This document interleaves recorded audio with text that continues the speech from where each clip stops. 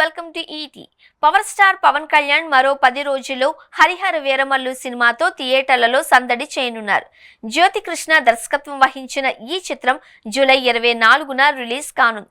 దాదాపు 3 ఏళ్ల తర్వాత పవన్ సినిమా థియేటర్లలో రిలీజ్ అవుతూ ఉండడంతో పవర్ స్టార్ ఫ్యాన్స్ ఫుల్ జోష్ లో ఉన్నారు.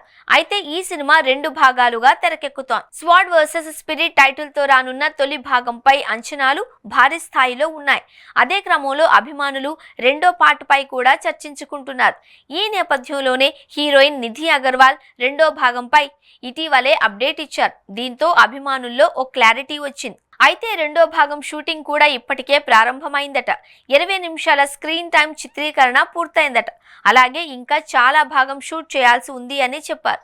దీంతో తొలి పార్ట్ ఫలితం ఎలా ఉన్నా రెండో భాగం కూడా ఖచ్చితంగా వస్తుంది అన్న నమ్మకం ఫ్యాన్స్ లో కలిగింది. ఇక పలుమార్లు వాయిదా పడిన ఎట్టకేలకు తొలి భాగం షూటింగ్ పూర్తి చేసిన పవన్ సీక్వెల్ కు ఎన్ని రోజులు డేట్స్ కేటాయిస్తారోనని ఆసక్తి నెలకొంది. చాలా కాలం తర్వాత పవన్ కళ్యాణ్ పూర్తి స్థాయి యాక్షన్ అవతార్లో కనిపించనుండడం అభిమానులకు ఇది ఫుల్ మీల్స్ సినిమా కానుంది. ఇందులో యాక్షన్ సీన్స్ కు ఫ్యాన్స్ బాగా ఎంజాయ్ చేస్తారు అని తెలుస్తోంది. అలాగే నెగిటివ్ రోల్లో బాలీవుడ్ స్టార్ నటుడు బాబీ డియోల్ కనిపించనున్నారు.